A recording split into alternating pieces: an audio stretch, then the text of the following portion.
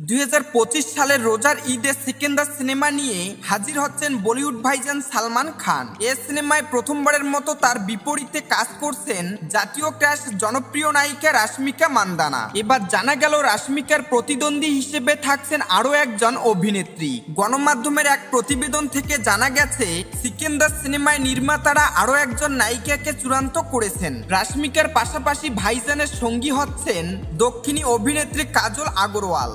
সম্প্রতি কাজল তার ইনস্টাগ্রাম হ্যান্ডেলে সূর্যমুখী ফুলের তোড়ার একটি ছবি শেয়ার করেন। ফের উপরে তিনি তার আইডি কার্ড রেখেছিলেন। ছবির সঙ্গে ট্যাগ করা হয়েছে সিকেন্দার একদিন। ছবিটি তিনি ট্যাগ করেছেন প্রযোজনা সংস্থা নাদিয়াত ওয়ালা গ্র্যান্ডসন এন্টারটেনমেন্ট এবং তার সহ অভিনেত্রী রাশমিকাকেও।